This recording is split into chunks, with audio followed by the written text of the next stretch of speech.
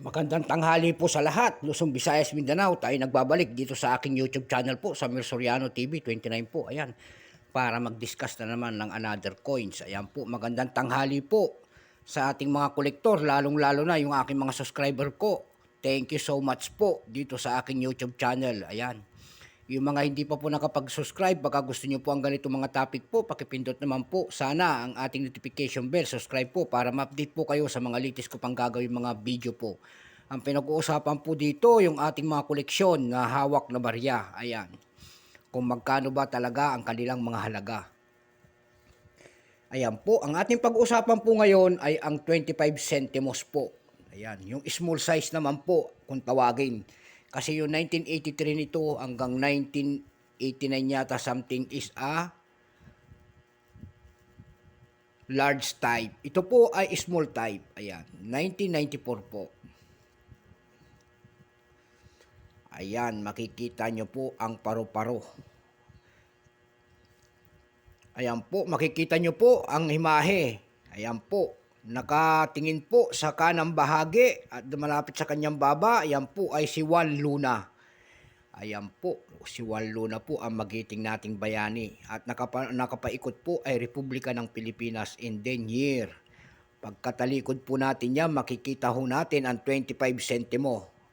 At ang isang butterfly kung tawagin. Ayan po, handa pong protektahan ng kanyang mga pakpak ang kanyang mga mandadagit sa kanya. Ayan po. Akong tawagin naman po yan, may scientific name na Graphium ideoides. Ayan. Napakaganda. Bago natin simulan ang talakayan, kilalanin muna natin siya. Siyempre, yan ang ating motto eh. Issue, Philippines po. Period, Republic, 1946 up to date po. Type, Standard Circulation Coins. Years, 1991 hanggang 1994. 4 na years lang. Value, 25 centimos po. Currency, piso, 1967 up to date po. Composition po nito ay brass. May bigat po itong 20.24 grams. May haba po namang 16 mm.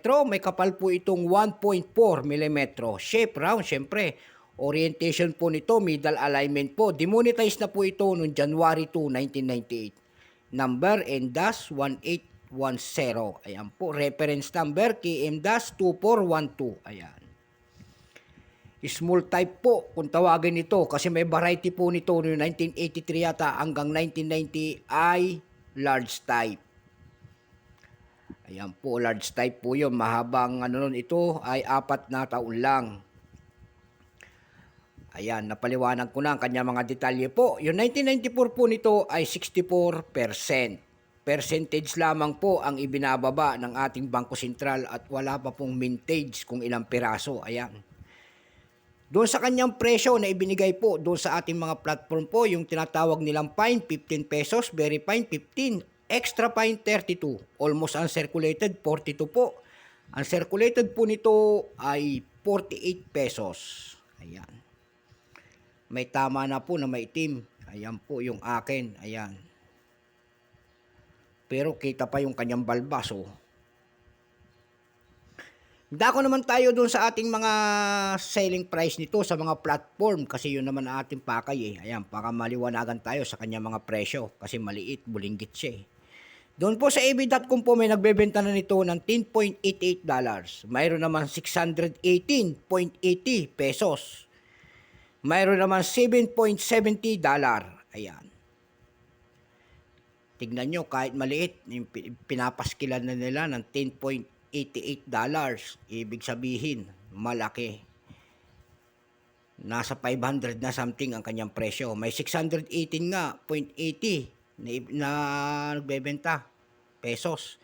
Doon naman po sa carousel po, mayroon nagbebenta na nito ng 500 pesos po. Ayan. 500 pesos, marami ng pangbigas-bigas po. Ayan. Ayan ang kanyang presyo. Wala na po ako may dadagdag. So hanggang dito na lamang po ang ating vlog. Magandang tanghali po sa lahat. Luzon, Visayas, Mindanao. God bless po sa aking mga subscriber. At lalo na yung mga hindi pa po nakapag-subscribe, pakipindot naman po ang ating subscribe button po. Like and share para ma-update po kayo sa mga latest ko pang gagawin mga video po. Ayan.